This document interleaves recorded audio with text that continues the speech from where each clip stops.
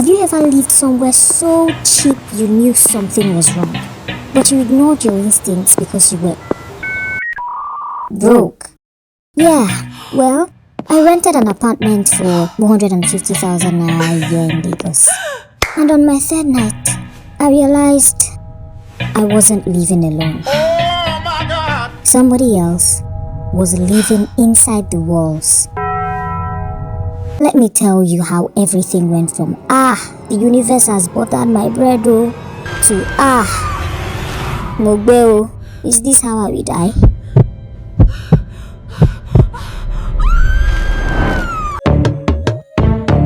Gongo. So this started after I desperately needed a new place. My old landlord had increased the rent for the second time in 1 year. We all complained, but he didn't budge. I was tired. We were all so tired. So I started looking for accommodation elsewhere. One day, an agent called and said, there is a mini flat in a very quiet compound. Very neat, very sweet, and very affordable.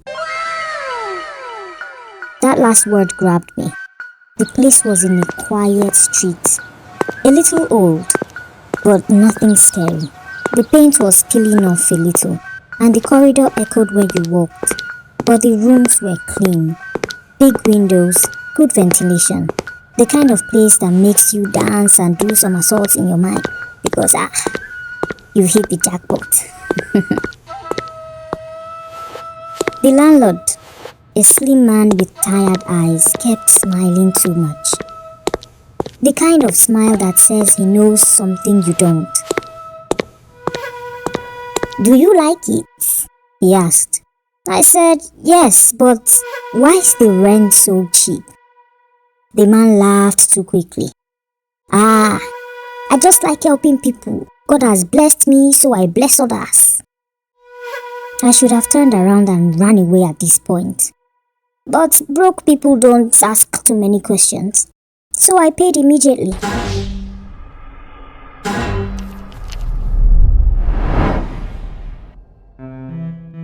Everything seemed normal.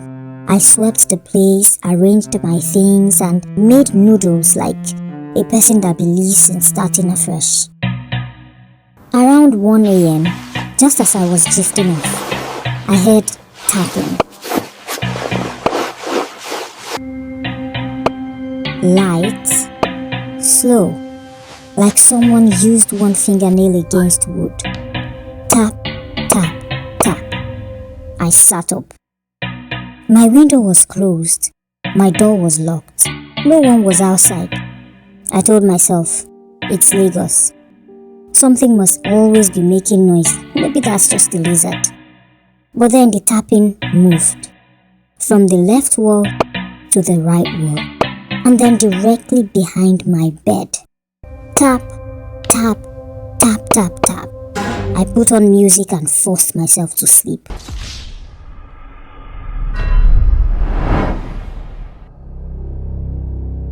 This night was worse. Around 2 a.m., I heard humming. A soft, shaky voice singing an old Yoruba lullaby.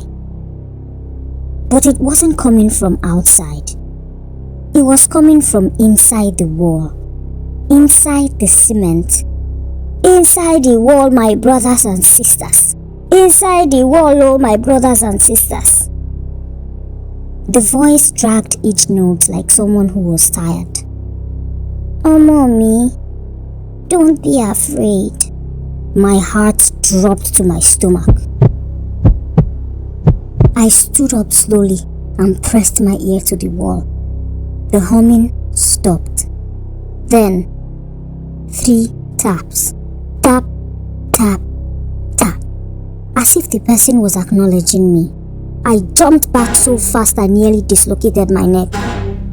At that point, my brain did what Nigerian brains do best. Denial. Especially when you've paid for something so cheap, something you were looking for all over the place. It's pipes. Maybe it's the wind. I don't know. Something normal, because it just had to be something normal. I tried to convince myself. Ah, this place is 150,000 naira. Oh. Ha! It better be the wind or the pipes or the landlord's radio. I lay down and barely slept.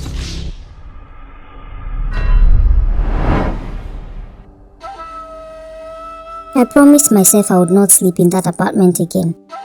But of course, I did. I lay in bed staring at the ceiling, hoping the night speeds up so it will be morning already.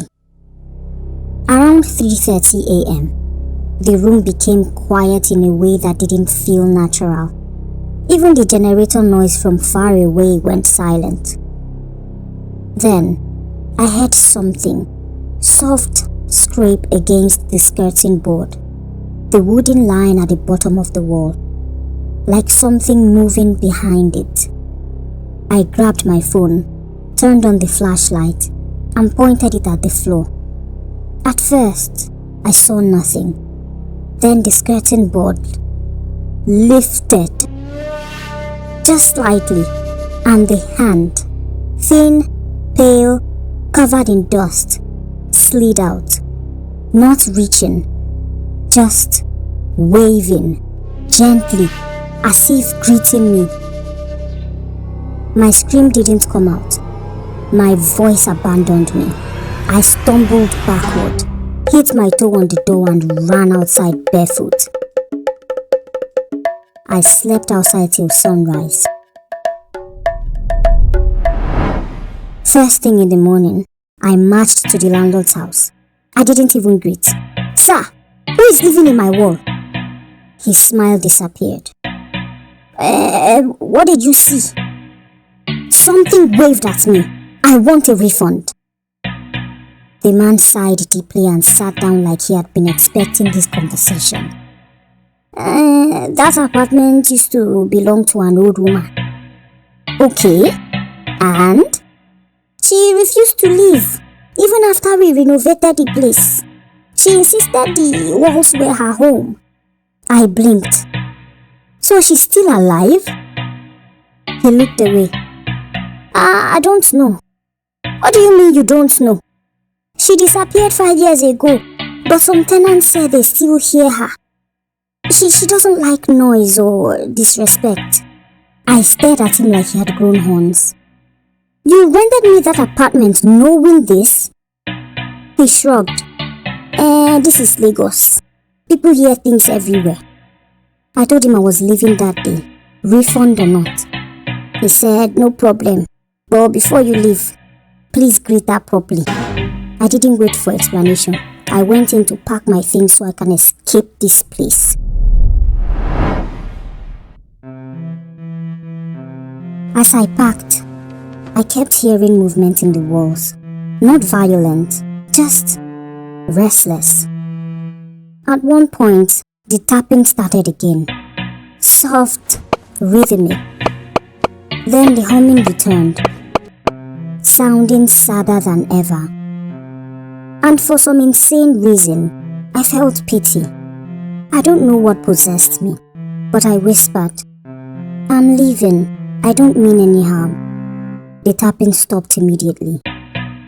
Then a faint whisper right beside my ear. "Don't go."